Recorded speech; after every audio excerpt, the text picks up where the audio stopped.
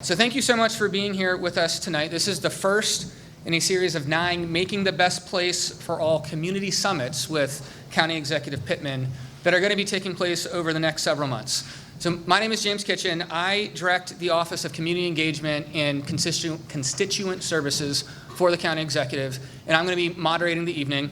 This is Vincent Molden.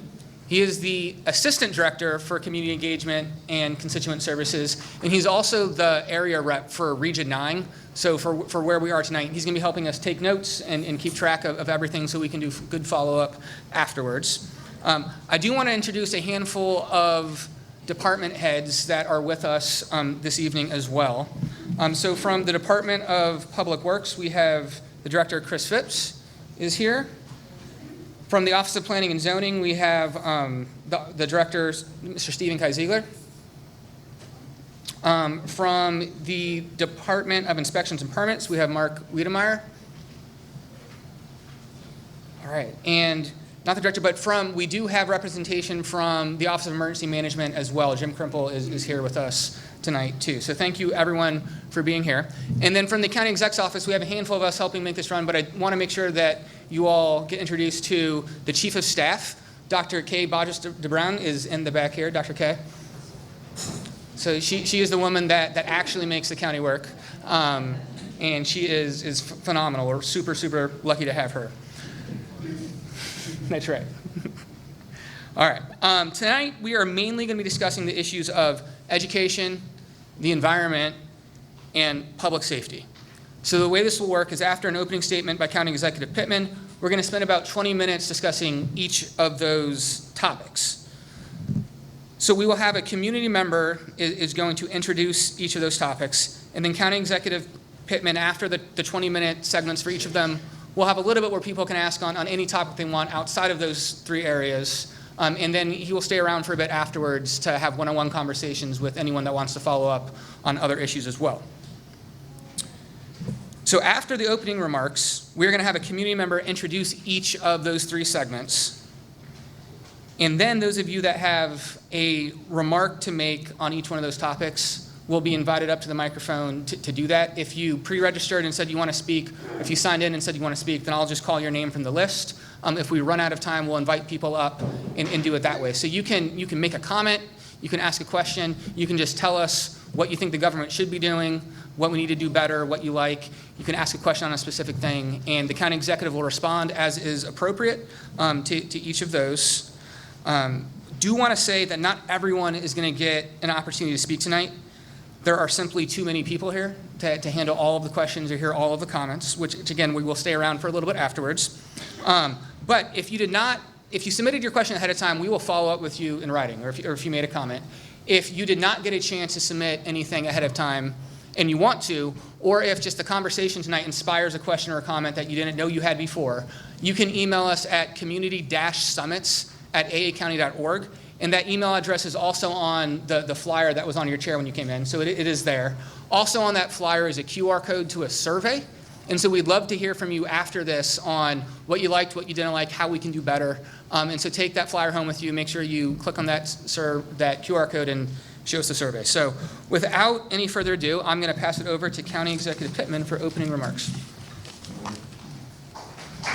All right.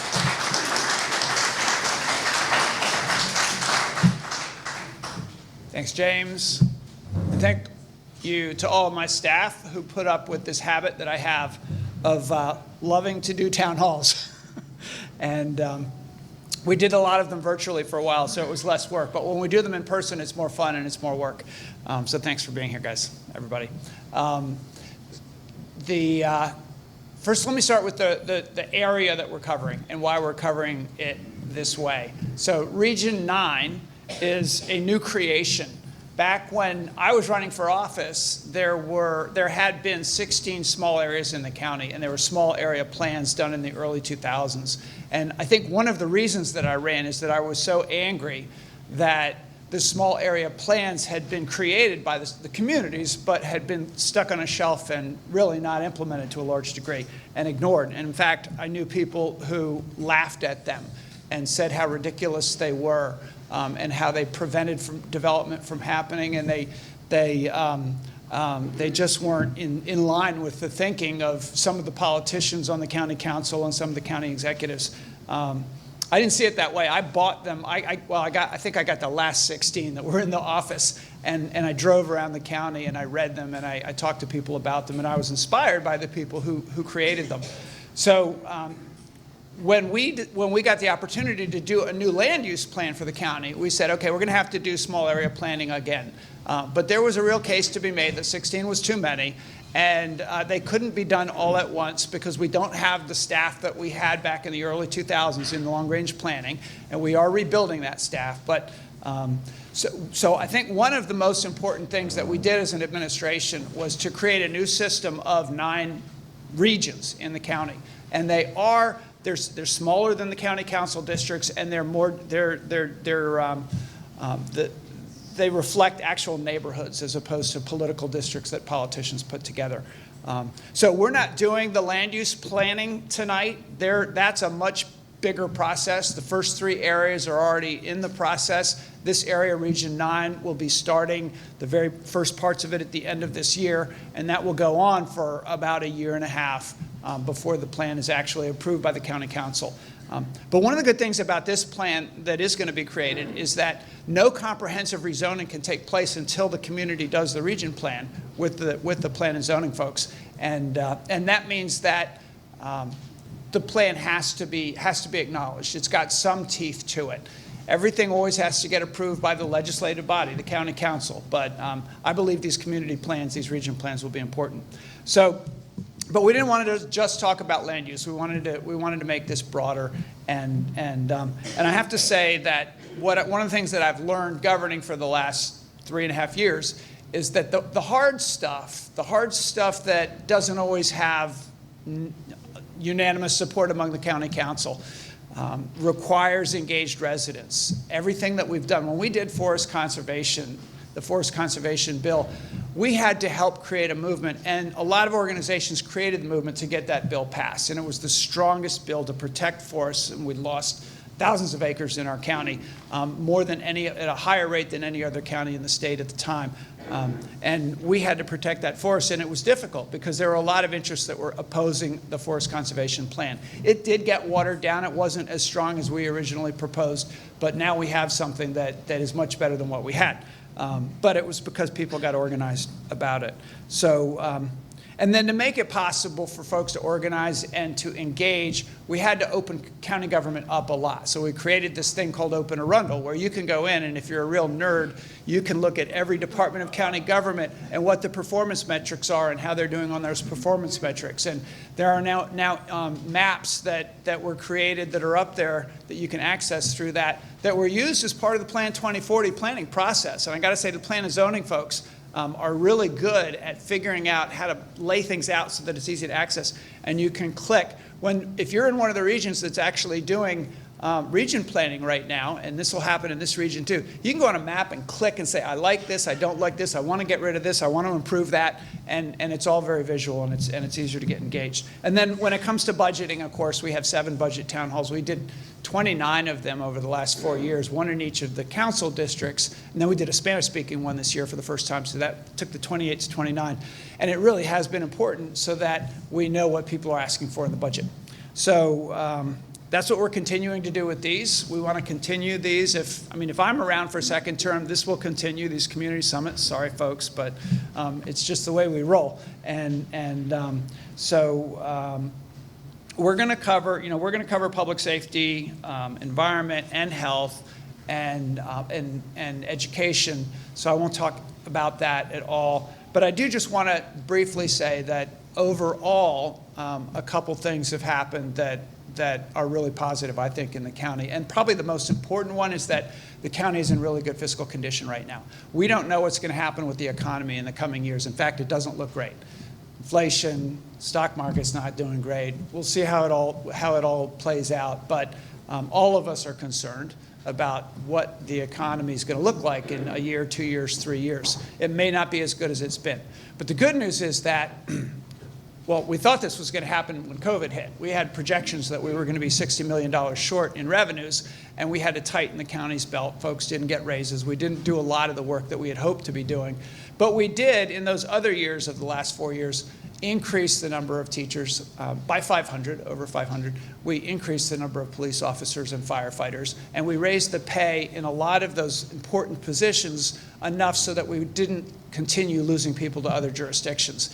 And we were able to do all of that, but still be in good fiscal shape. So we had reserves at the end of the last 2 budgets. We squirreled the money away into our revenue reserve fund so that if things are bad in the future, we've got more money set aside than we ever have to deal with that. And as a result, our bond rating is now a AAA for the first time in 50 years for Moody's. It's something the county's been trying to get. Who would have thought that when you said bond rating, everybody would clap? But I guess people know. It's kind of like your credit score, and people get that that means that we're in good shape fiscally. And they look at not just whether you have money squirreled away, but they look at whether they really ask questions about, are the residents engaged? Are the residents buying into the agenda of the government? How are you doing economically and economic growth? How's that going to work? And we had to explain that we do have a path forward. People don't like development in this county unless it's in the right place and not in the wrong place, and they listen to all that. They even asked us about resiliency to climate impact, because climate change, because we're on the water. And when we told them we had the first resilience authority in the country that was independent, and we had a resilience plan, that sealed the deal. So we feel really good about that. So I will stop there, and we will. I guess you're gonna introduce the first topic, right?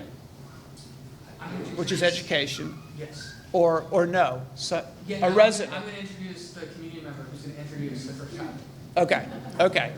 And then the way that we're going to do these is it says Q&A. I'm not an expert on everything. We do have some people in the room, but we don't want to bring them up and get into a lot of detail on every little thing. I'll tell you as much as I know and try to answer questions, but I really want to hear more than just questions. I'd like to hear suggestions, like what would you do if you were in my position? What do you think the county should be doing better? So it doesn't have to be in the form of a question. So, are you? Thank you, County Executive. And with that, I would like to invite Hetty Cruz to introduce the Education Center.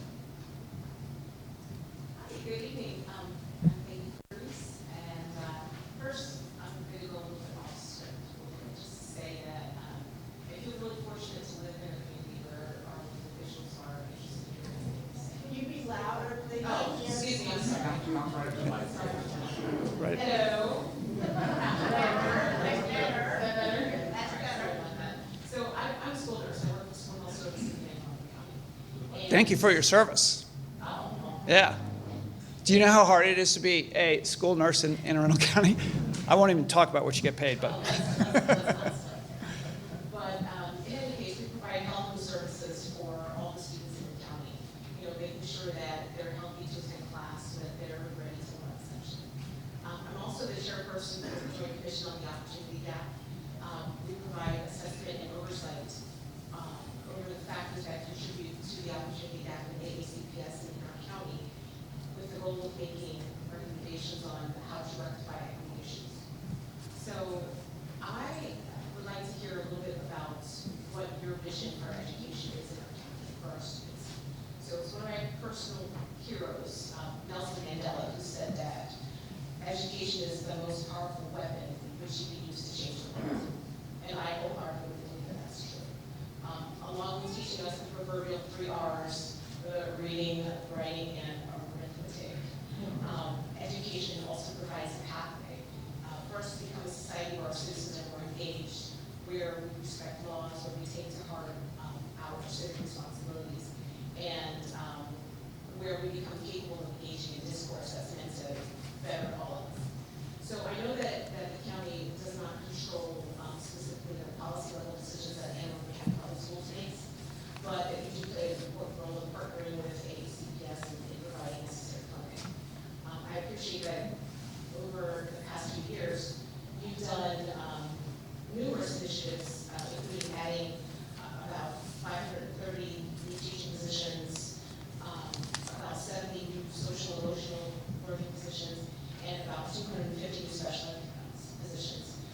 to the school system to help reduce class size and to help keep up with growth. We've also supported the agricultural educational program at Southern High School, and we've also provided some long overdue funding for the renovation of Edgewater Elementary School. So that being said, there's still quite a lot to do in order to make our schools and the kind of investment they can possibly be so that all of our kids can access their education specialists. So I would like for you to please explain what your vision is for the future, how you see education going in Arundel County, and how you plan to partner with AACPS and all the other stakeholders to make all the visions come true. All right. Well, it is true that the county executive, neither the county executive nor the county council really can tell the school board or the school administration and superintendent how to do their jobs. And I actually assured them when I came in that I wasn't going to try. My sister's a teacher. She's an education specialist. She could talk all day about it, but I wasn't elected to be an education expert. I got opinions. Believe me, I got opinions. But I do feel very, very strongly that the school system needs really good teachers. They need good facilities. We want to have the best school system that we can possibly have. And so I'm ambitious about making sure that all of our kids have opportunity and that every teacher finds the talent in, all right, the talent in every child. So, I mean, it was a really, really difficult time during COVID, no question about it. My sister teaches at Annapolis High School, and I hear stories about kids just totally checked out, not showing their faces on the screen when it was virtual, hiding behind masks and looking at devices and just not participating. And the mental health challenges in our schools are getting worse. There's no question about that. I also worry about, I'm talking about all the things that concern me really at first, but worry about the readiness of kids when they get there. And kindergarten readiness is something that Maryland actually has some sort of system to be able to measure, and it ain't pretty. I mean, it's half the kids aren't kindergarten ready. And some groups of kids are more ready than other groups of kids. So one of the things, I'm always looking for the part that we can do as county government, not the school system's job. And I'm going to tell them what their curriculum should be. That's, y'all can. And they have engagement systems for parents to engage with the school system, and you should. But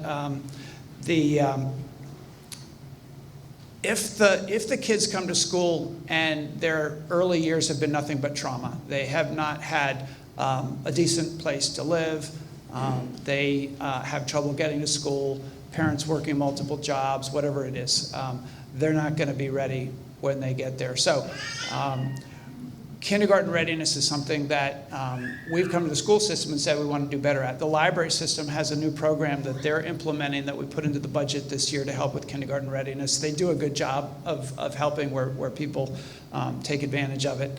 And some of the basic health and human service work that the county does promotes kindergarten readiness, those social determinants of success or failure in school. So that's the part where we're engaged. I did go to the superintendent and I said, look, our departments of county government don't always work well with the school system. Mental health was an area where that was true. There were literally times where there were crises in schools, and our crisis response teams, which are our counselors that work with our police officers, couldn't get into the school because the principal wouldn't let them in because they had never worked together before. And schools are very protective of their kids. So the school system and we created a mental health task force that was joint between our mental health agency and their mental health folks. And that's going to become a permanent commission. And they're putting online all the programs, working on improving programs. We have a lot of work to do, but we have some capacity to do it. Opportunity gap was the other, or achievement gap. And we created a joint commission on the achievement gap, which you know all about because you're chairing it. So thank you for your service on that. And that's an area where also our health and humans, we serve the same families, and we got to serve those families together. The school system knows some things about those families. Our health and human service agencies know some things. So we actually engage with families to help them with their challenges. So But then we just got to fund the budget. I mean, this year it was great that we were able to fully fund for the first time in history the whole capital budget request from the school board. And we were able to fully fund the teacher compensation request. And we were able to pay the back steps that teachers hadn't gotten. So for teachers, morale is a little bit better because they feel like they're being appreciated in that way. It's still tough. We still have trouble getting kids to school because the bus, hiring bus drivers is difficult. And we step up wherever we can. We stepped up with federal money to increase the retention bonuses and hiring bonuses. But the vision really is to provide the resources and implement the state blueprint for education, which I also think is a really well thought through plan. We have a new superintendent coming in. You may have read about it in the news. I was at his press conference. He knocked it out of the park. He's from Kansas City. The mayor of Kansas City is really crying about losing him. I read what he had to say, so that was a good sign. Did a great job in Kansas City for 6 years. Worked in Baltimore County before that. Lived in Anne Arundel County before that, and has been around the country and seen some things. So he knows how to run a school system. So I think we're in good shape. Looking forward to all of that. So I'll stop. That was a long answer. What else we got on education? All right. So now I'm going to call up people who told us ahead of time if they both wanted to speak and wanted to speak on education. I'm going to call you up 2 at a time, and if you can come to the mic here. I ask that one, you put your mouth all the way up close to the mic. Don't touch it, but get there so people can hear you. It's louder now, though. It is, and it's louder when you lean in. So do that. Do try to keep your comment or your question to 1 minute. There are a lot of people here who do want to get through as many as we can. And please keep it right now on the topic of education. If you want to make a comment on a different topic, we'll have time for that at the end. So the first 2 people that I have to call up are Sherry Schiller and Pam Offer. I'm gonna pass. Sherry Schiller, I'm gonna pass. Okay. Already answered your question, maybe? Yes, you have. There we go. Pam Offer, do you still have a question? All right, come up and ask that.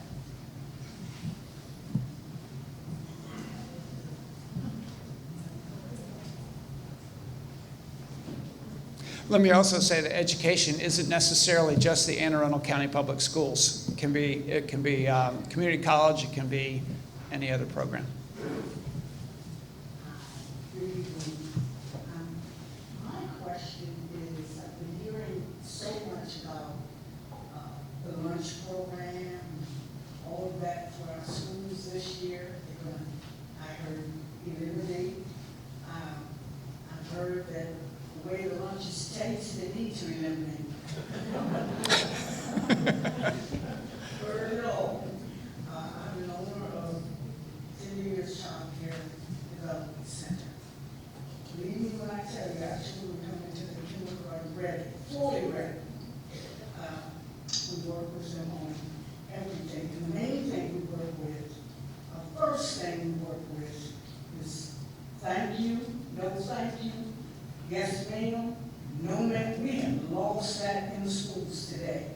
And I keep thinking that's why we're having all the problems that we're having. We want all these educated children, but we don't want children who has good manners. So we're working with that too. So I'm encouraging that this year for the teachers that have them in their classroom and to let them know that there's never a bad child. No such a thing. No such a thing. These children we raise, and if they don't turn out good, it's our fault. So I just want to make sure that we're pouring into what we need to pour into, and lunches for children. Some of these children are not going to be fed unless the county gives them lunch. So I just want to say, please consider and think about these children having their lunches in the school, not losing out on lunches. Thank you.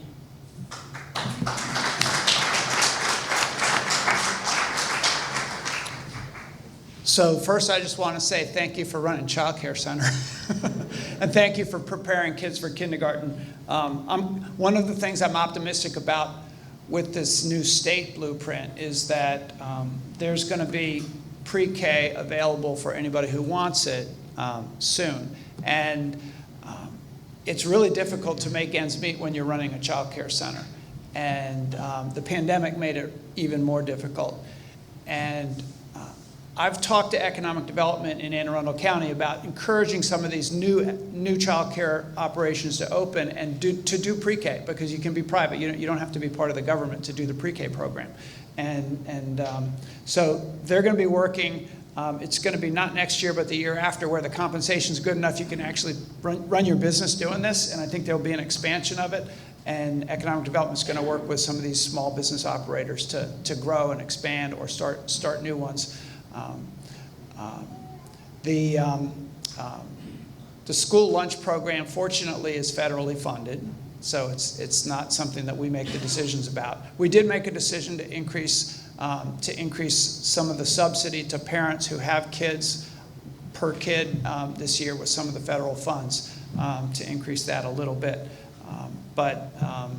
Yeah, I couldn't agree more. It's back to that preschool and getting them ready for kindergarten, so that every kid, when they start out, has the basic instruction they need. Thank you. So those are actually the only two that pre-signed up and specifically indicated education and that they wanted to speak. So at this point, if anyone has any other questions on education, just please raise your hand and come to the mic, sir, and you can ask that question. Anyone else? We can line a couple people up behind them if you want. Or statement. Good evening, I'm Jim Foster. Thank you for having this forum. My question is about school buses and whether we are working towards removing diesel buses from the fleet and flipping them over to not emitting all the diesel fumes into our communities. Thank you. Yeah, Montgomery County is leading on that, on electric school buses. We have a plan for fleet electrification of all county vehicles, including our buses that are county run, to get them moving in that direction. Actually, we just got our first 2 Nissan Leafs, and I got to drive one, and they're really cool. And we have our first electric bus as well. It's a smaller bus that's doing the out by BWI, that area. But our school system has not yet started that process. So the answer is no, but the answer is they should be, in my opinion, and we want them to. They have to obviously they have to let the buses that they have age out, but the new buses, I agree with you. It's possible. Montgomery County is doing it. Other jurisdictions are doing it, and we would like to see them do it. And it may be that it's a state initiative, that the state starts requiring it.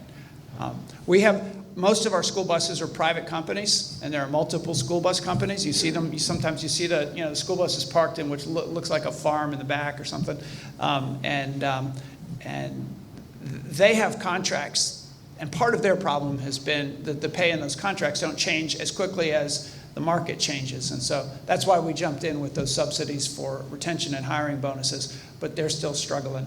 I don't think we could get away with telling them they need new buses right now, but I agree we have to move towards that. I think we will. Yeah.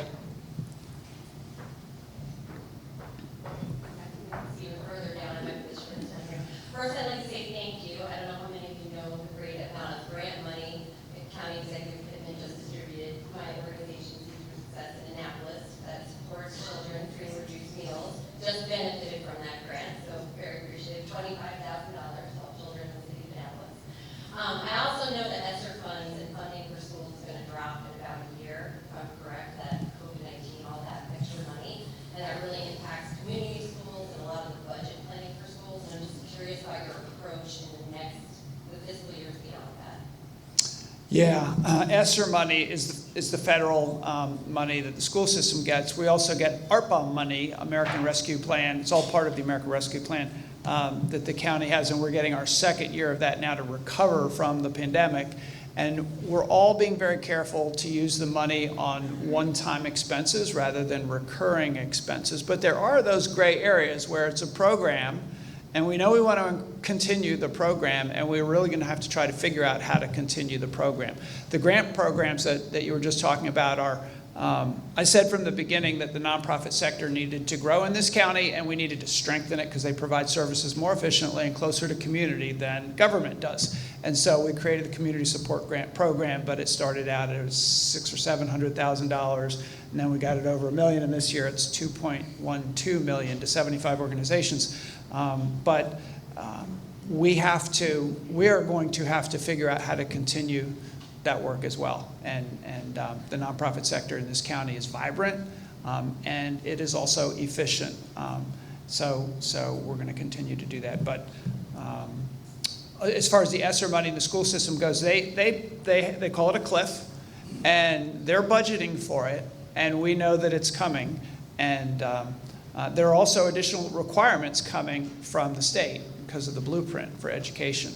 So it's going to be a challenging budget. Fortunately, our tax base is growing. That's helpful to some degree. But every budget year is a really difficult process, and it'll be difficult next year and the future years. All right, anyone else on education? All right, well, we're going to shift in and we will start talking about the environment. Let me just quickly say on education, though, before we jump off it, that some of the schools in our district, fortunately, are not full. They're not as overcrowded as some other parts of the county. We have a few that are. But I think you mentioned about the ag education program supporting that. We didn't actually do anything to support it in addition to what the school system already does, other than encouraging those students in the ag education program at Southern High School to come and advocate at the school board to try to make that a magnet program so that students from all over the county could come to it and grow that program. It's a fantastic program, and hopefully that will happen in the next school administration. It's one of the things I'll talk to the new superintendent about ASAP, and the students are actually the best advocates for it. But it's a great program, and it's, obviously South County loves it, but there are kids all around the county who could benefit. All right, thank you, sir.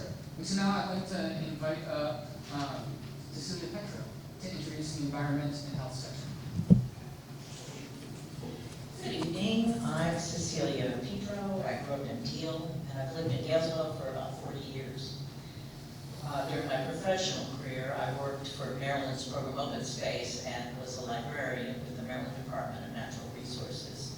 Currently, I'm a watershed steward. I've been... Yeah! I've been gratified that under your administration, concerns about the environment received urgently needed attention. While we worry about climate change and environmental degradation, sea level rise globally, I think local actions where individuals, communities, and the county are on the ground is where we make an impact. So I'd like to call out some of the initiatives during your tenure that I think have made a cleaner, safer environment. First was increased funding for the Watershed Stewards Academy. Having taken part in their work for the last 6 years, I can assure you that there is no better organization when it comes to combining action and education on the environment, especially stormwater issues. Next, Replan and Arundel, which your office created, thank you, and which planted almost 11,000 trees since 2020. Here in Galesville, we planted about 100 last year, and we expect to plant more this fall. So while the need to plant new trees continues, their trunks are only about as big as my thumb, and so they don't immediately do the heavy lifting that mature trees do, providing habitat for wildlife, cleaning the air, providing shade that lowers the ambient air temperature. I was disturbed to learn that the county lost 2,500 acres of forest to development in the short period between 2013 and 2017. This administration responded with the Forest Conservation Bill to help slow the loss of trees and tree cover. And when it passed, it was the strongest forest conservation protection law in Maryland, and now other counties have followed suit.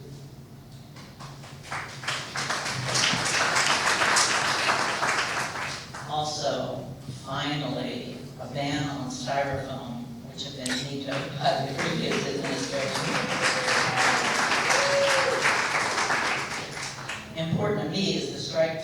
put in place to monitor and act on sediment loss at construction sites. These are those stormwater explosions that create those great plumes of chocolate milk in the rivers. Action on these was overdue by about 50 years. And third and last, the no discharge zones put in place in our rivers, which delicately put means less poop discharged into rivers by boats. So looking to the future, we're interested in an administration that continues to aggressively address environmental degradation.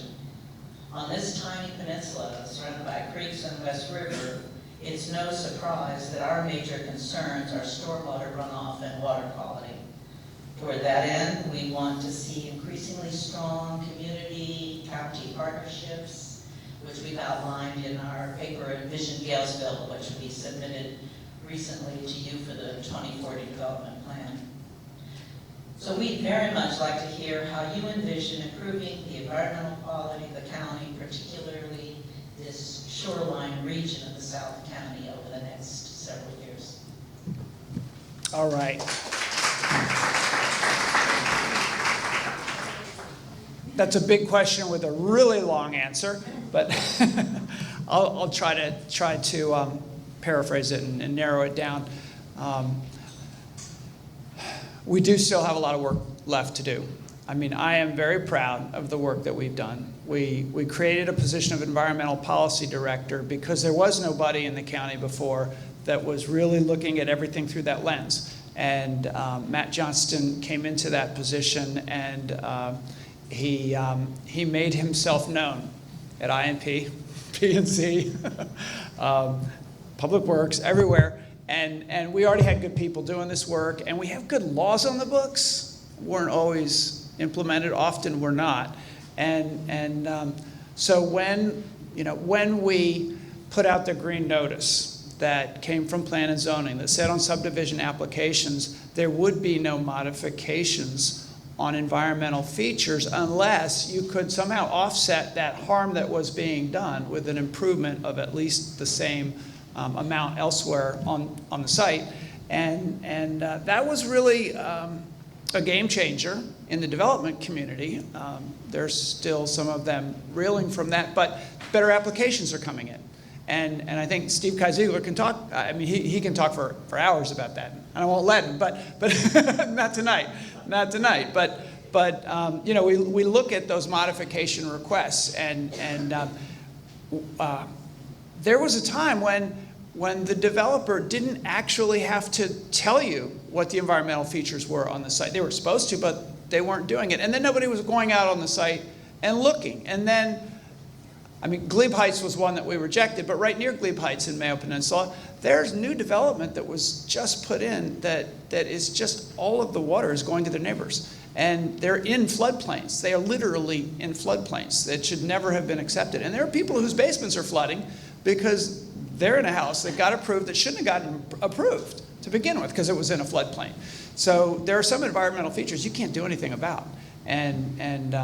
So that work is very important. The work of the Watershed Stewards Academy and a lot of other organizations, the Arundel Rivers Federation, and all the organizations that exist in this county to protect the environment are really important to the progress that we make, because we get a lot of pressure as county government from folks who want to, they call it progress, whatever, want to do the old-fashioned kind of sprawl development that I think this county's had too much of. Development in greenways, and the greenways were ignored. That kind of development is very profitable, especially if you build luxury homes on greenways, but it's hard to say no to them, and they sue you. They often sue you if you say no. I mean, we've got some pending things, some things on the way. There's in discovery that it's very important that our folks at Plan and Zoning, if they say no, that they follow the law when they do it. Dot the I's, cross the T's. There's good development too, potentially. There's a lot of redevelopment in this county that we're trying to encourage. I would love to get more development up around the end of the light rail north of Glen Burnie, the Cromwell Station. It's underutilized as a railroad, as a commuting rail, and it's surrounded by half-vacant strip malls and warehouses that have been there for a long time, and it could be revitalized, and it will be revitalized under our administration. And we tell the developers there's money to be made, you just have to go to the right places. So a lot of what we can do to protect our watershed is to prevent the land from being destroyed, the forest from being destroyed. And then we can take it even further, and this is something that I want to do in the future, is to move our environmental agenda further so that we're actually addressing biodiversity and invasive species that destroy the biodiversity. So we have plans that volunteers and nonprofits are out there working on it. County government is going to start working on it. We just put into our budget for all of Rec and Parks, for all of their land, a vegetative management plan to address some of that. Soil health is another. On our farms in particular, we can improve the quality of the soil rather than having to put so much nitrogen on it, and that absorbs more water and puts it down into the water table where it belongs, rather than running it off into the streams and the tributaries in the bay. It frustrates me that you can't see very far when you're out on a boat. You can't, there aren't a lot of fish out there either. I'd like to catch some fish, and I'm having trouble doing so. And I think everybody who boats is an advocate. I also think that we need to get the experience of being on the water and with the water to more people in the county, because that's how we build the political support for it. I have a vision of something that we never managed to pull off, and hopefully we'll do it in the future. It's called Arundel River Days, with festivals on each of the rivers where you have the history of that river, and you have the river keepers there, and you have free boat rides for all so that everybody can get out on the water and really celebrate the rivers of Anne Arundel County. We do them every other Saturday in the summer. But now I'm just sort of waxing about my dreams and all the fun times ahead. But I guess a lot of it really is just implementing the laws that we have on the books to be able to protect the watershed. Not always been done here. All right. So now I'm going to work off the list of people who signed up in advance or signed in saying they wanted to talk about questions here. We had quite a lot, so I might not, again, be able to get through everybody during this time. But we're going to start off with first Mike Shea, and then Mary Todd Winchester, and then Randy Williams, in that order. I'm Mike Shea. I've been in the leadership of South Arundel Citizens for Responsible Development since its inception 27 years ago. Saved roads of thousands of important wildlands in the Geoshapeside Peninsula, stopped inappropriate development, and supported appropriate development. I would like to take this opportunity to thank Stewart for believing in planning, for practicing planning, practicing transparency, supporting the small area plan. When he ran for office, he told you he was waving the plan around. Well, not only did he wave the plan around for Deal and Shadyside, but he saved the 15 acres next to the library that was part of that plan, that all the county executives before him for 21 years chose to ignore the plan. Stewart saved the plan. Not only he practiced the plan and he saved those, it mentioned creation of a new public park north of the library. That's the plan. It also mentioned siting of a community center in our community. 21 years ago, it was addressed as a necessary and needed item in our community. And that need has gotten greater. So I hope in the future, after you're reelected, that you place a right-sized community center in the heart of Deal. Thank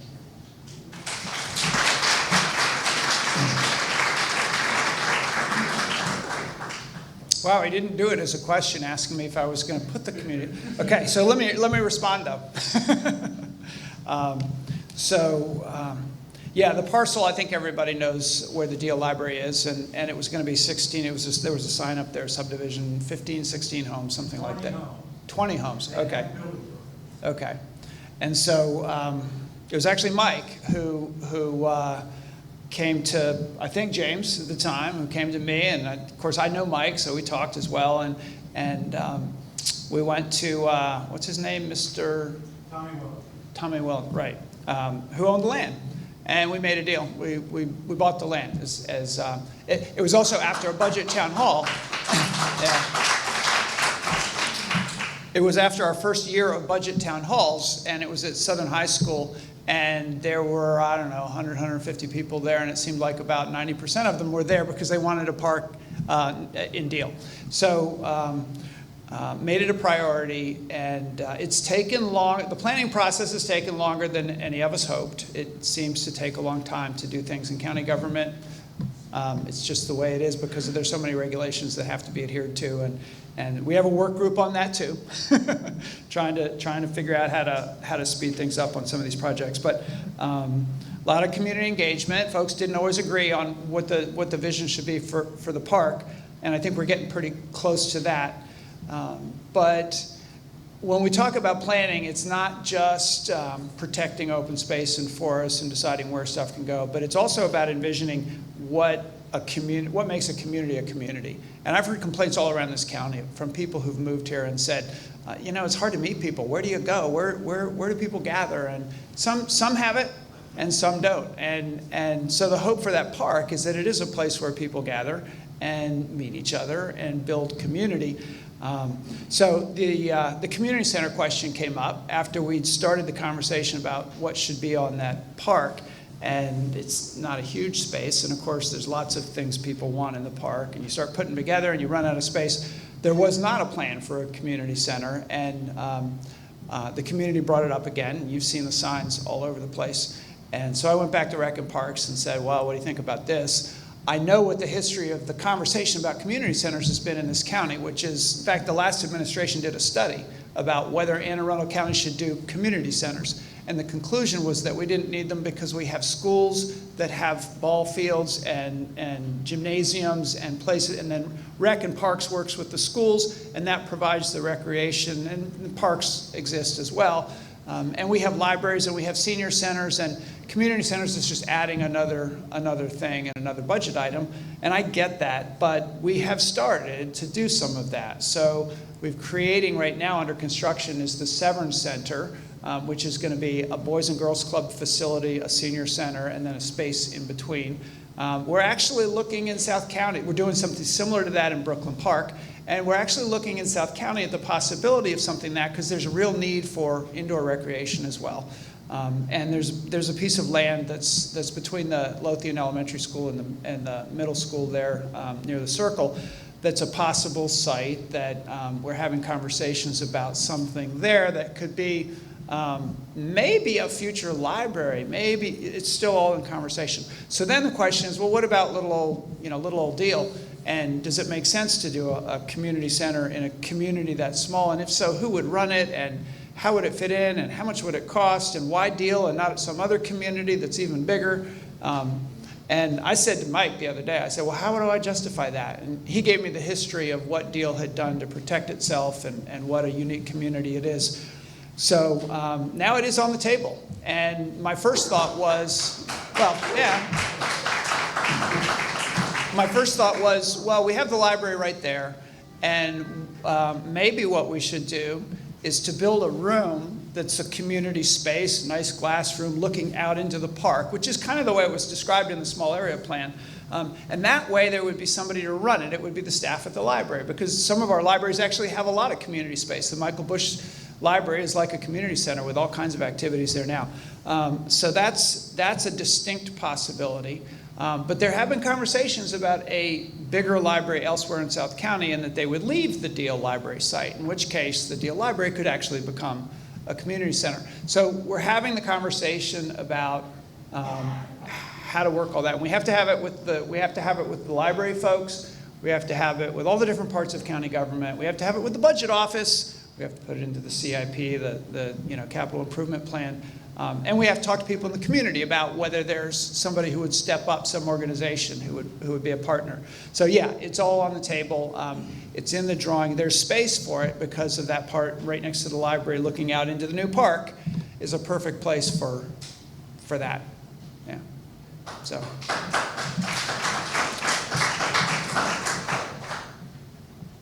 And then we're done, right? With Teal? So- Actually, the Lula Scott, I've got to say that the Lula Scott facility was not in great shape and not being used right here in Galesville. And I was just down there about a month ago. Huh? Oh, it's Shady Side. I'm sorry. Down there about a month ago. And that's really being revitalized. And now there are, it's a senior nutrition site with meals. And the health department is down there as well. So we can't let the existing community centers that we have fall apart.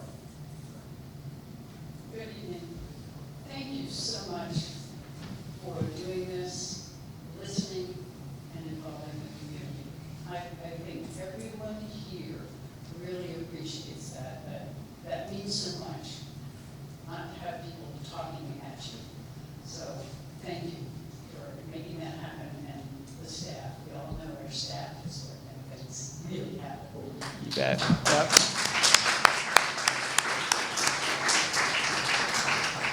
I'm Mary Todd Winchester, born and raised here in Galesville, and I still live here. And I have been involved in the environment for the last 50 years. And the work that you have done, that the citizens have joined and done, is so critically important. But the work that I work with is climate change and carbon reduction. And we are facing a monster that's getting bigger and bigger. Even though we're all trying to do our part, it's not enough. So my question is, first of all, thank you for beginning to turn the fleet into electric. That's a great start.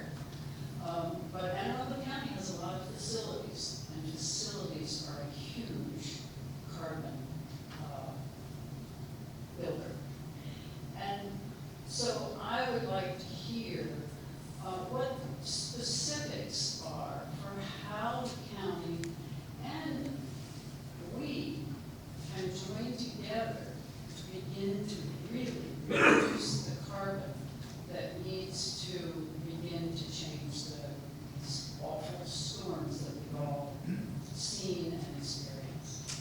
Yeah, I'm glad you brought that up. We are behind the 8 ball. I think we're far behind a lot of our neighboring counties in terms of renewables, generating renewables on county property, and also the efficiency of our buildings. We're building everything, I think, up to LEED Silver standard now. Is that right? Okay, for county facilities. I signed an executive order, and may or may not, be implemented. It's got goals and it's got annual reports in it for central services to do a plan so that all of the electricity that we use is either renewable, is generated on site as renewable in the county, or purchased renewable by 2030. That's a plan that just has to be implemented by the bureaucracy. It has to be, there will be an annual report to the county council and to the county executive on the progress toward that.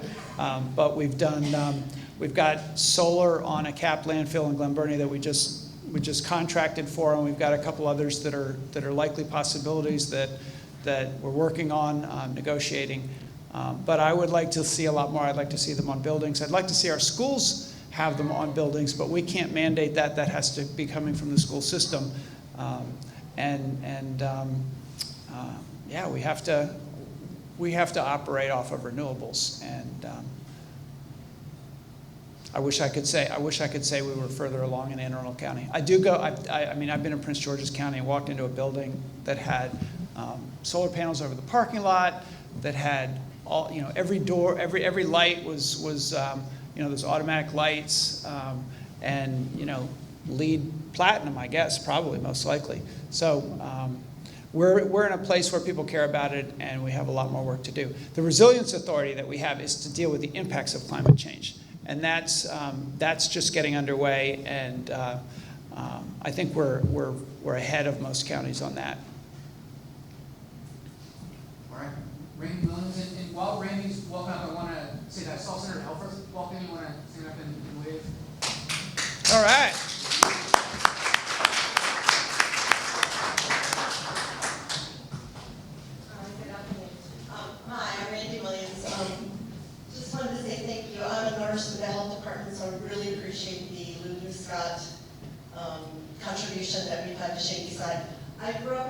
side from the 1960s on. And I just want to talk a little bit about a gem that not a lot of people know about, which is called Jack Creek Park. Those that know about it, they're really fun. Okay.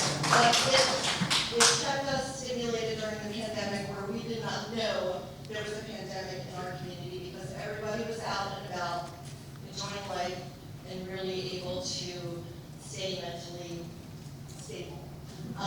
Recently, we found out there was a new change to the park, and I wanted to give some input to that.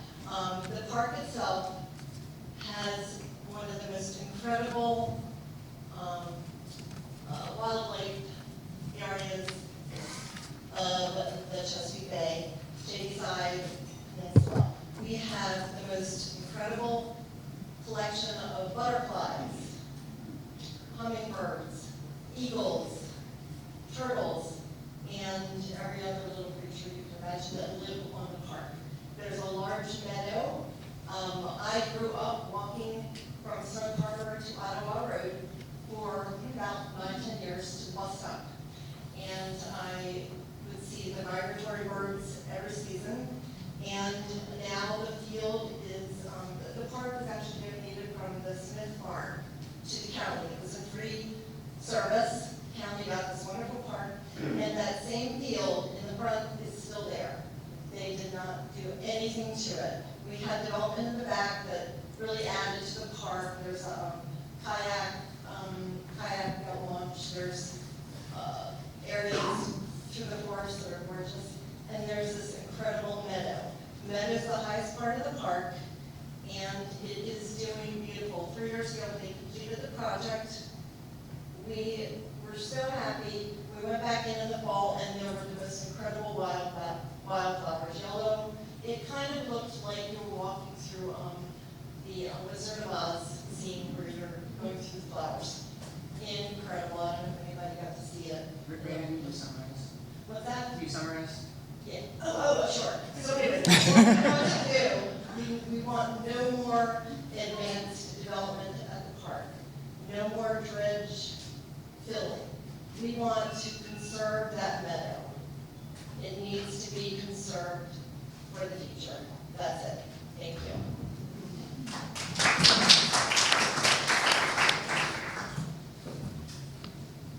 And next up, we have Mohan Grover and Anthony Brown.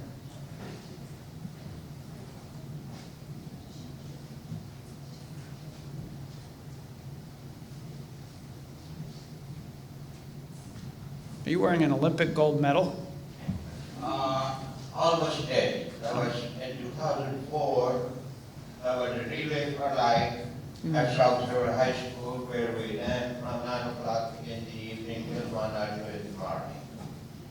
I'm still supporting. Thank you for giving me a chance to speak tonight, those of you. Actually, I should be facing the crowd like this, so we can see each other. Anyway, thank you for letting me have this. You have come a long way. While the COVID was happening, you were getting the roads fixed and everything. I was asked to speak on the environment. You have come a long way. But that's not the end. Okay, we had last year water up to here in Shadyside. So a paramedic could not go to Shadyside. Our paramedics could not go to Deal. So what happened? Your administration got together with Senator Alfred, Jim Lighthizer, I call him Jim Lighthizer. That was a while back. Anyway, Jim Lighthizer won because South County supported him. We support you. We have come a long way. We need to get more, okay? Shoreline, the water was up to there, feasibility study is being done. So let's keep up with it. Now we have a problem with the road. When you go coming out of Shadyside, there are places where you can have an accident. As a matter of fact, we did have a couple accidents. Look into it, see what you can do. Okay? Yet a lot needs to be done, and you have done a lot. Thank you. Thank you.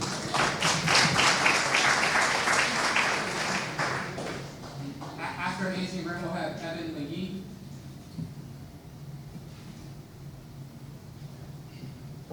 Good evening.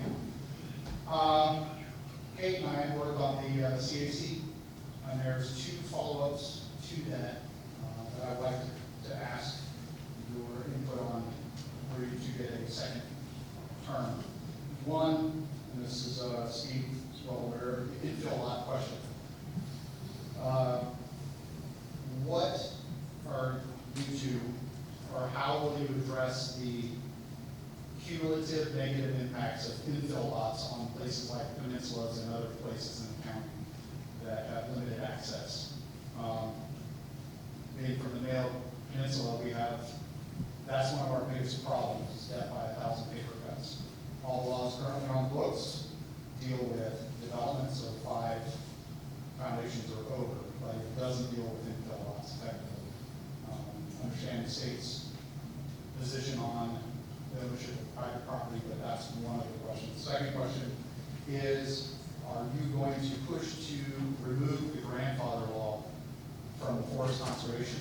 Thank you very much. If you get a second term, because that's also a big negative impact on the peninsulas and limited access areas. Okay. Let me start with the second one. What he's referring to on the grandfather law on the forest conservation was an amendment that was added to our forest conservation bill, which I opposed, our administration opposed. I think only a couple of council members opposed it, but so it passed, which said that if you already had, if your application was already in, you were already in the process, that you would be under the old forest conservation. And I think the Glebe Heights development would probably have, they would have had to start all over again under the new forest conservation. So when they applied, and fortunately, well, I shouldn't say fortunately I'll get sued, but they did get rejected for various reasons on that, but it would have been a lot easier to block that. And all over the county, we have development projects that are taking place in forests that are under the old forest conservation law still. So that was very frustrating when that amendment passed. 5 council members supported it. Nothing we could do, but I hadn't thought about whether to go with the new council and see if they see things differently. And I think the answer depends on the new council and how they see things. You know, I have tried to avoid going to the council with things that I know are going to fail, just to embarrass them, because then it doesn't help your relationship on things that you can win. So only if we think it'll pass. Of course, by then, those grandfathered things will probably already be built, but some of them. And then the first question was those infill lots, particularly in the Mayo Peninsula. And I know there are, I can't remember the number, hundreds, and I think 70 some have actually applied to build. They were opened up as a result of the sewer system being, water and sewer being approved and hooked up so that they could actually do it. And there are no, I mean, there are no restrictions if by right you can build. You just have to get your permits. So it would take legislative change. The other possibility, though, is incentives and disincentives. So I think that's something that when you all do the region plan for the area, it's worth taking a hard look at what some of those incentives and disincentives. When we did that, we passed the Green Infrastructure Plan to try to protect 30% of the county from development forever and keep it green. And part of that plan is driven by incentives for people. You can do things to actually reduce your stormwater fee if you do environmentally friendly things and protect some of the green space. So we can look at that incentive ideas as well.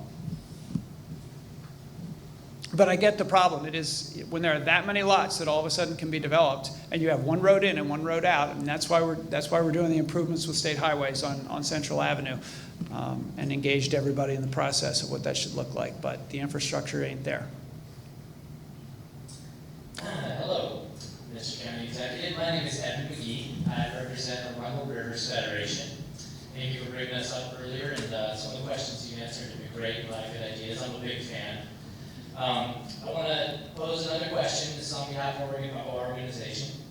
I know that the county has new sediment reduction goals in the West and the Rose Rivers, and our Arundel Rivers Federation is beginning outreach to landowners across the county who might want to protect the streams, but all this is hard work, it's very expensive, and it would be better with community engagement.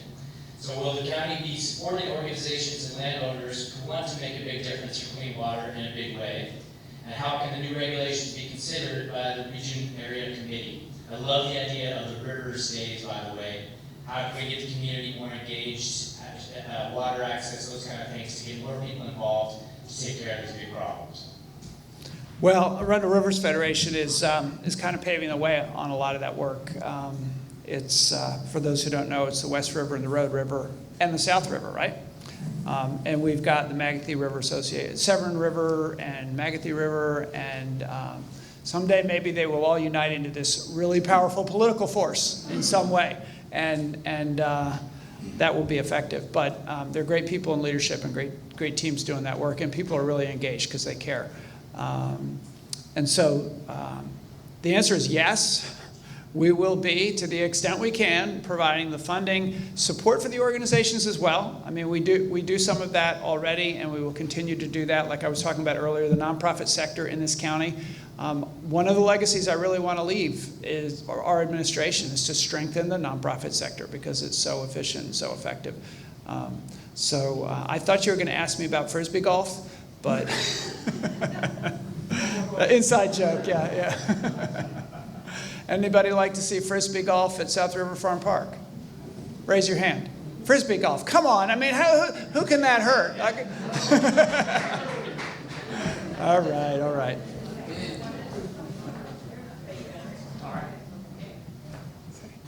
Good evening, everyone. My name is Faith Bell. First of all, I'd like to thank you for what you're doing and assisting us. I am a member of Columbia Beach and now newly president of my community. I'd like to take this time to ask you to also thank Senator Evan for helping us with stormwater management. And this is stormwater management and aftermath, as well as we know in Isabel, when she hit, we were under a lot of stress. I have a plan of action. I made a call to a neighbor who was Janet Owens, county executive at that time. So when she came to our community, I said to her on the phone, I used to advocate for her when it comes to her running for office. So she said to me, what are you doing down there now? I said, if you were to be elected, come and start in Columbia Beach. And as you all know, as neighbors, we started in Columbia Beach. The plan of action was to bring the county in into every street with dumpsters. And she brought in all the equipment, I have history and pictures. It took us 7 days. Some of you are here, came to assist our community through such a horrible time. And they used Columbia Beach and went straight down on both sides when it came to the relief. And while they helped with stormwater management, it helped with all the runoff, and it helped with deterioration of things that didn't belong there. So I would like to know for the emergency, for a state emergency, what is your plan of action? So the Office of Emergency Management that's represented here, and also is always looking for volunteers as well for some of their work and community engagement. We have bolstered their budget. They were operating on grants, and so they had people who would come in as planners for disasters who would be here for about 2 years and then they'd be gone. And so we've created permanent positions there. And I'm pretty passionate about emergency management. We've needed them. They stepped up during COVID. They plan for things that mass shootings, things that we didn't used to have to worry about as much. And so their scope of work has expanded. In fact, we're doing a new joint 911 call center between police and fire that's going to be managed by the Office of Emergency Management. So we're elevating their work.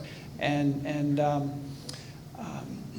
for storms, I mean, first of all, we want a lot of this work that we do with the watershed protection and the stormwater fee people pay, but is helping with the runoff and stormwater management. But in a big storm, you can't manage it all, obviously. And then you have situations like you had, not quite as large, but with the tornadoes that just came through the Mayo Peninsula and Edgewater, 2 in 2 years, 1 a year. And Senator Elfreth and others were out there together with us with dumpsters cleaning up. Public Works gets out there and puts dumpsters so that people can put, and is out there cutting trees off the roads. And we have a pretty good system, I think. I mean, we're really, our agencies all come together and they step up. So it's our Health and Human Services folks and our fire department and our Public Works and police, and they're all out there coordinated by emergency management. So I guess there are detailed plans that you can look at for every kind of disaster for every part of the county, and the more you learn about the disaster planning, the better. So I would just get in touch with the Office of Emergency Management and get them out into your community to meet with people at your community meetings about what the plans are for each area.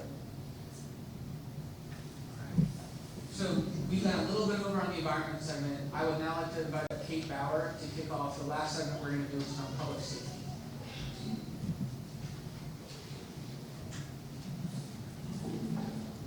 With your permission, I'm going to turn my back to you. Okay. Hi.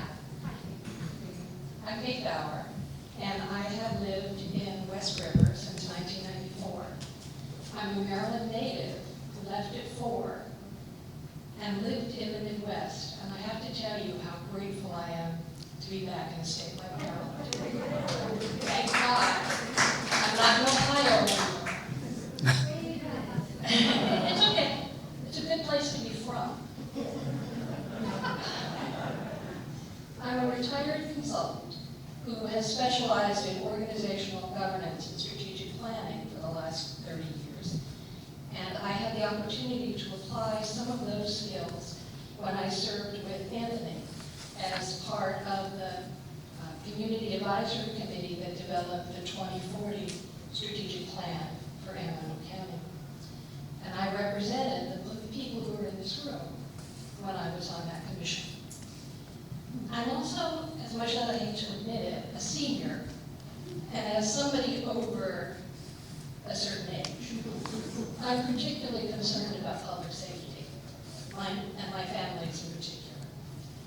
And I see lots of comments on the South River County Bulletin Board and neighborhood about random gunfire at night, and porch pilots, and the ever popular helicopter that's going over Deal on the shady side with no explanation.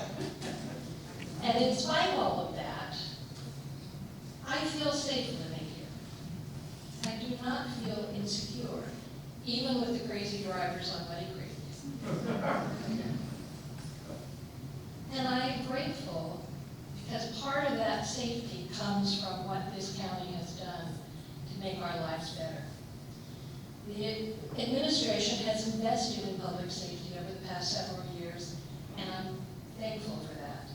Some of those investments include increasing the ranks of sworn officers by almost 100, adding 50 new firefighters, and more than doubling the number of firefighters who are trained as paramedics. And as somebody whose husband's life was saved by paramedics from Deal when he went into anaphylactic shock, I can't tell you how important it is to have the new fire department on Muddy Creek Road, even though I hate the lights in front of it, to be more accessible to us on a regular basis. There's nothing more terrifying than those maybe only 3 or 4 minutes that seem like a lifetime when you're waiting for the EMS folks to show up. And gun safety is a major concern for me as well. And after today's Supreme Court ruling, I'm even more concerned. But the county created the first county-level, health department-led, interagency gun violence intervention task force in the nation.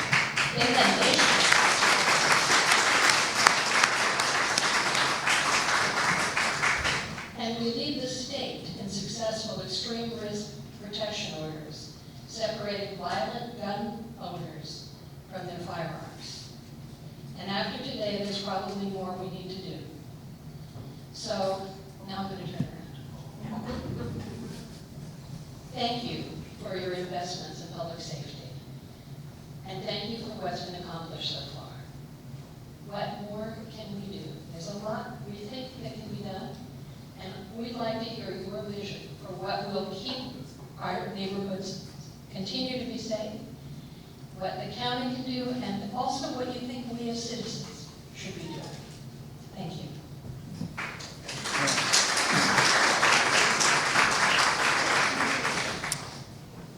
There's a lot. That's big questions. So I do have to say that one of the things that I've learned in this job is that you represent everybody, every resident, but you're also the boss of everybody who works in county government. So that means I'm the boss of the police officers, the firefighters, the people that are the first responders. And so that means I go to the hospital when a police officer gets shot and I visit them, or I get to know them personally, police and fire in particular. And I just have a huge amount of respect. And I feel as though it's one of my most important obligations is to support them in their work, because they put their lives on the line. And that means giving them the equipment that they need, probably first and foremost, but also the personnel, so that they're not out there alone on that fire truck or with two people on that fire truck. We are literally, in this county, have been operating below national standards without enough folks on those apparatus. We're lucky that we have the combined, we have the volunteers and the professionals. I call them career, you don't call them professionals if you're a volunteer. I've learned that, but we have that help from the volunteers who historically have really run our fire department. But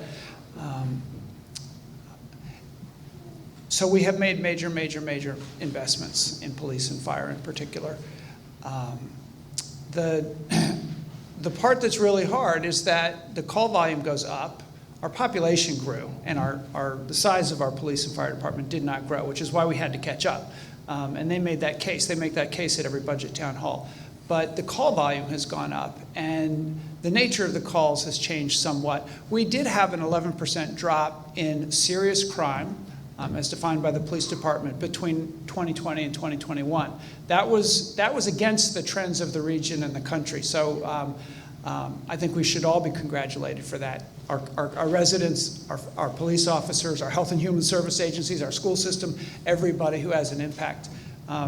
But the pandemic and mental health challenges have created a lot more domestic violence and a lot more crises where you need mental health counselors there.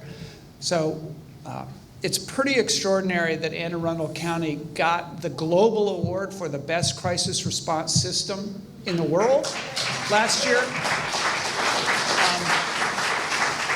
And so when we were going to lose some of our state money for that program, we quickly stepped in, and I've told Mental Health Agency over and over again, we are going to be there for you in the budget, no matter what, because their call volume, the warm line, has increased exponentially, the numbers of people. And they say that's good. People are reaching out for help. The stigma's gone. They need mental health assistance. That's a good thing that they're calling, but there's a shortage of counselors. They can't even hire enough counselors to be able to meet the need, even if we create the positions. So our police officers are having to be trained in mental health, and all of them are mental health first aid. We have training going on now in community-based organizations on mental health. We have training in our school system on mental health for our teachers. Everybody needs to be trained in basic mental health first aid or psychological first aid. There are a couple different models, and we're doing that throughout county government, and we need to do more of that. But in our school system, I talked about the Joint Task Force. We have, this is not part of Region 9, but I just have to say something about it because I feel so strongly about it. We have this facility in the heart of our county, the geographic center of our county, called Crownsville Hospital Center. And it was the hospital for the Negro insane for many, many years. Then it became an institution for not just African American, but also white towards the end. But it had a history of practices that we're embarrassed by now. And the people who were doing that work, a lot of them were really trying to serve in the way they best knew how. But it was abandoned in the early 2000s, and the state owns it, and it's 544 acres. It has 69 buildings. It's an eyesore that nobody wanted. And there was never a county executive and a governor who would agree on what to do with Crownsville. So I and Governor Hogan agreed on what to do with Crownsville, is it should be controlled by the county. And we got, thanks to Senator Elfreth and our great delegation, we got $30.5 million in state assistance to start cleaning up the Crownsville Hospital Center and create the Crownsville,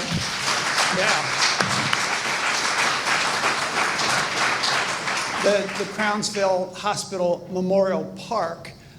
But we're also creating a health and wellness center, a nonprofit incubator there on land that we already own, that will be the launch pad for creating a health and wellness center throughout the campus. And so I believe that experts from all across the country will come to Crownsville because of its history, and they will set up shop there, and there will be research there, and there will be services from there, and that America and Anne Arundel County will figure out how to do a better job of dealing with mental health issues that our people have.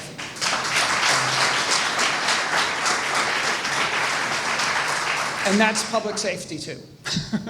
So, yeah. All right. So first up with questions on public safety, we have Susie Dollar.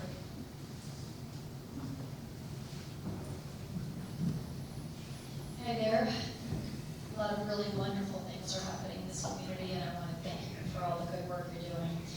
My problem might seem small compared to some of the things that have come up today, particularly the gun violence issue, which I'm sure we're all concerned about. But I will address it anyway because it is a safety issue in our community. We live at the tail end of Anne Arundel County in Holland Point, right before the Calaveras County line. And the road that leads into our community, Route 261, is not compliant with safe road standards. It is too narrow. There is absolutely no shoulder. There are huge drainage issues on both sides of the road. We cannot walk, we cannot ride bicycles safely in our own community. And I know this has been an issue for our neighbors for a long time. We've only been there for 6 years, and it's been an issue for us since we got there. What can be done to widen the road, make it safe, put in a bike lane, a walking path, a sidewalk, something, and clean up the drainage issues? How do we address that? Well, you come to us, we go to the state, we put it in our request to the state, and we raise it in the priorities based on the need, and then generally we wait. However, we have, Anne Arundel County has moved its projects up the rankings in the state rankings. So we used to have, of the top 10 state priorities, 1, but we're about 10% of the state population, so you would expect it to be about that.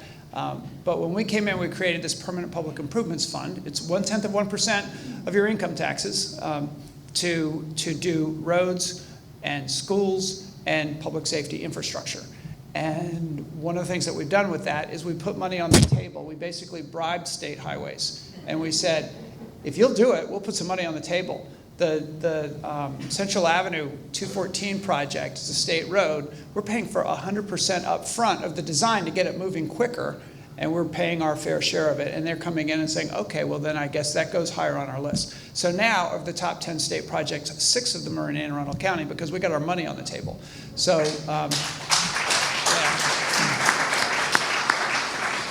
and it helps to have good staff who have shovel-ready projects, public works, and good staff in my office who have relationships with people in the right places in the state, and a good delegation in the Maryland General Assembly who can advocate for us. So, but that's what it takes. I mean, state roads are really difficult to get attention. So how do you put some of that money in our community? Well, I actually don't know the details of it, but we should have Vincent go out. I can go out as well, or maybe you already have. Take a look. We can have Public Works come out. And Sam Snead from Transportation as well, and look at it and see if we can make a case, see if we can make a compelling case to the state. Yeah, yeah. And I see Senator Elfreth is nodding. She's going to join us. So make sure you put one of our cards before you leave. Excellent. And next up, I have Drew Griffin. Is Drew here? Raise this up. All right. Thank you, Mr. County Executive. Appreciate you coming about 100 feet from where I live. So this is really ideal for after work. It's not that far from where I live either, so. I appreciate it. Also wanted to thank you for a couple things. The ball field here in Galesville, amazing. Thank you for everything you've done and working with the county. From someone who played baseball growing up, when I saw the wheels turning over there and the grass getting laid, it was amazing. So You're talking about hot socks, right? oh yeah. Yeah.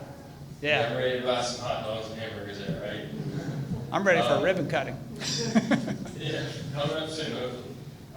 Also, I wanted to just mention, so I'm about an 8-year Galesville resident and Arundel resident, so I'm a transplant. Grew up in North Carolina, love living here. Married my wife here in Galesville, so it matters a lot. I have a 5-year-old daughter and a 3-year-old son, and serve on one of the boards here. And one of the questions I have, and 2 ideas and 1 question. So, related to safety, traffic is an issue. Primarily here in Galesville, we have a unique aspect here where we have a lot of commerce on the outer piece of the peninsula with the restaurants and the other areas in the community. One thing is there any opportunity where the county could end up taking over the highway there that the state runs now? And it seems to have a little bit of difficulty in terms of getting things done. Although I will say thank you to Senator Alfred for helping us sponsor the state traffic study that's coming up. And I would also direct to the lady from Holland Point. We're going through the process with the county engineer, Eric Terry, so maybe something I could share some lessons learned there. So one thing I'd love to know about that, the other 2 ideas are a traffic camera at Muddy Creek and 255 right there. I think 2 weeks ago, a school bus was hit by a car, and not sure, but people blow through that. And if I get a green light coming out of Galesville, I don't go through it until I stop and make sure that nothing's coming. So a traffic light, traffic camera would be amazing. You mean like a red light camera? Red light Yeah. camera, I don't know, tracks in the road, a wall that pops up, and whatever, a moat, I don't know. That's one thing I'd be really passionate about. And then the other piece is our collective community organizations put together a really strong Envision Galesville initiative, and many of the folks are here that help support. And, I helped at the very tail end, but the idea of putting our principles out there was important, and an idea that could be considered is within the 9 areas that there's a community representative at the table when you do get to that 2040 planning session, so that the interests of each of the 9 areas are represented in a meaningful way, because you obviously can't go talk to every single community member, but maybe there's a chance to have a voice from each of the 9 in that session, or in those sessions with that. That's all I got. Okay, good, thank you, thank you.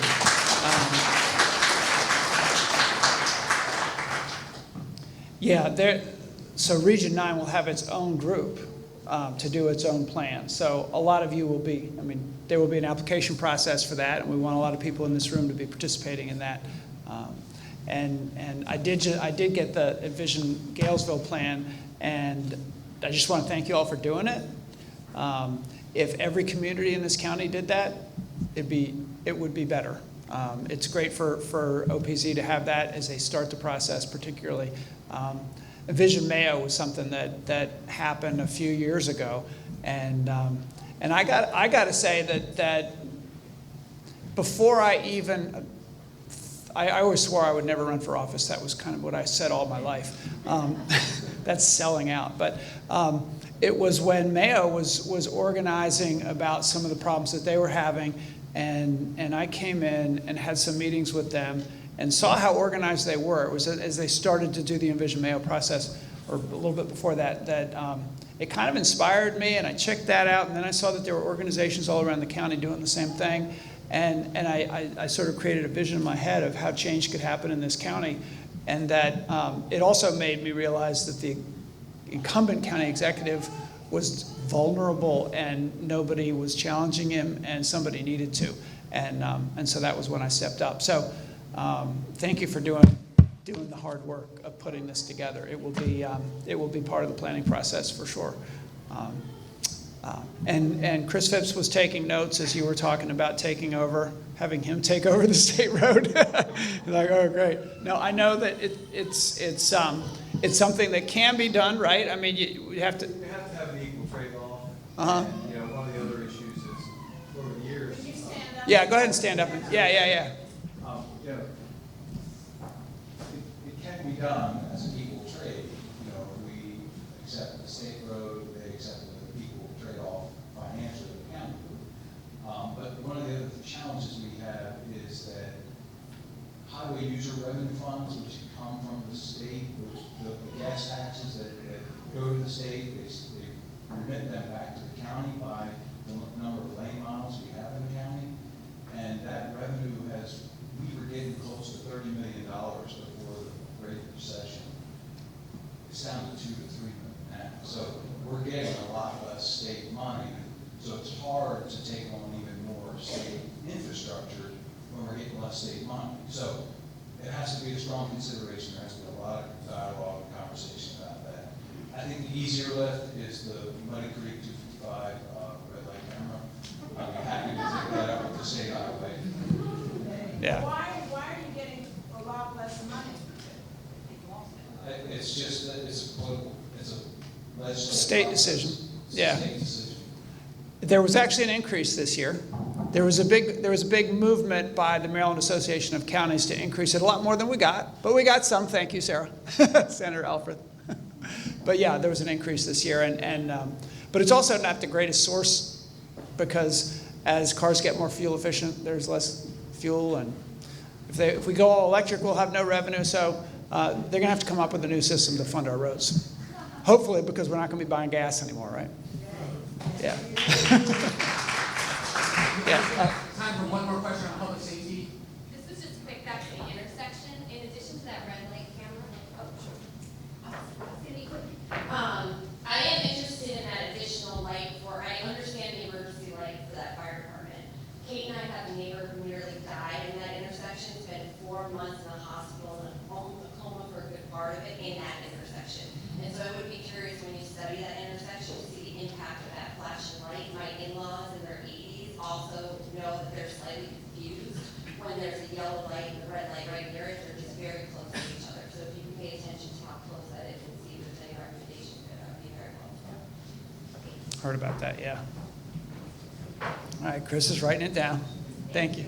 And now I'm going to call Gertrude Maple and then Joan Scott. And I'm not, you kind of said you wanted, did you not say you wanted to speak? I saw that. No, I'm good. You're good. I want to thank the county executive for the Hot Sox ball field and also and we actually was just able to schedule the opening of the field, and it would be September the 10th. All right.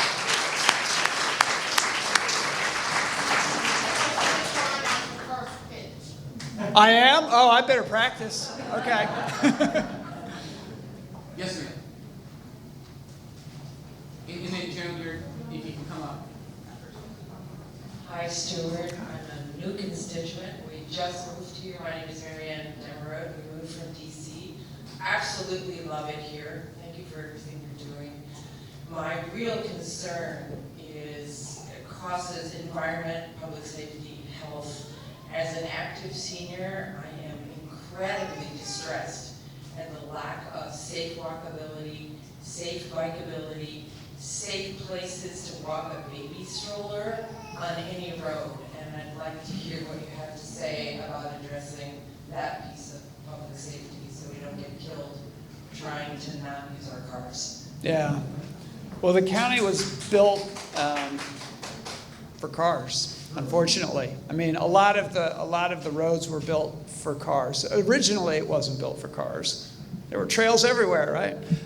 There was even rail, but it is built for cars. And so we recognize that it's bad to have.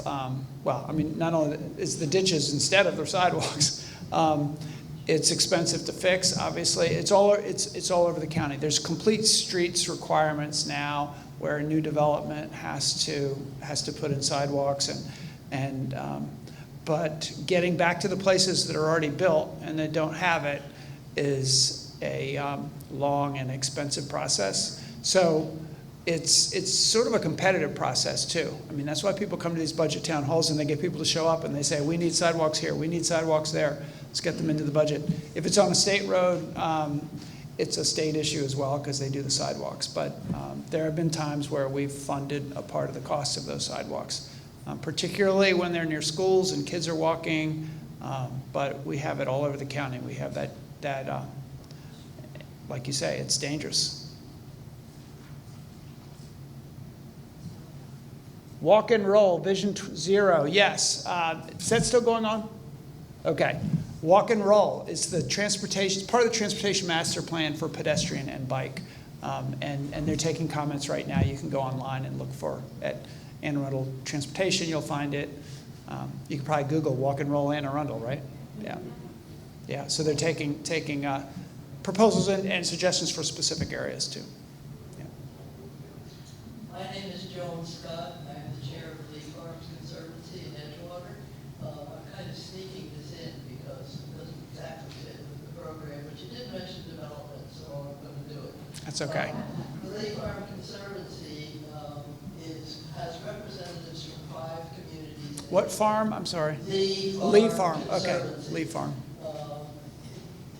London Town, Edgewater Beach Shaded Section, Edgewater Beach Sunny Section, South Down Shores, and South River Park. So there's several thousand houses and families that we represent. Okay. About 25 years ago, we negotiated with the Lee family and the county council when John Flacco was our representative to come up, with an agreement that resulted in the giant shopping center that we have right now next to the airport. At the time of its opening, that shopping center was the greenest shopping center in Maryland. It probably isn't today, but it was at the time. And I'm mentioning all of that because we have 50 pages of covenants over that property to keep it green, to keep it as healthy as we possibly can. And for years, Edgewater has sort of taken the developmental brunt to protect South County, to keep it rural. And we know we have more development coming. In fact, the Conservancy is going to be working with development on the other side of the airport that's there now. So we recognize that that's going to come, but our request of you and the county council and everybody is that the zoning not change in that area. That we don't raise the zoning at all, because I know there's more development, but let's keep it as simple and as low as we possibly can. That's my request. I'll clap for that one. Yeah, 2 things I want to say about that. One, my dad is in heaven right now, but he would not let me be a part of changing that because he was part of that whole negotiation and holding the line at Central Avenue, nothing south of Central Avenue, and lots of stories to tell about that process. But thank you for what you've done on that. The other,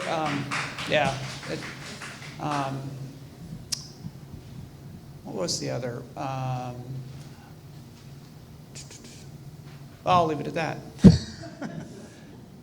Oh no, I mean I think it was just that during the Virginia Claggett was county council and then delegate.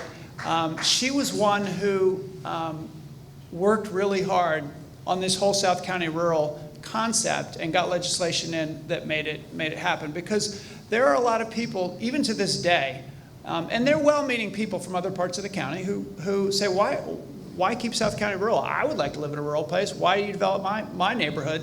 Why not take Route 2 and go ahead and there's a council member, why not just let development happen along Route 2, put the sewer and water down there, and the farms can still be there behind all the development, but it's a great place for development. So what I'm constantly trying to do is to educate them, particularly other electeds from other parts of the county, about the whole concept of the fiscal benefits of having rural areas. And other counties do this for that reason. It's less infrastructure is less cost. And once you decide that you want to develop an area, then you have to put in all the public infrastructure and services, and that's very expensive. So they sort of get it when you talk about it from a fiscal standpoint. But there's a lot of studies and a lot of research that's been done on the benefits of keeping some rural areas in any county, any jurisdiction, and that's what we're doing here.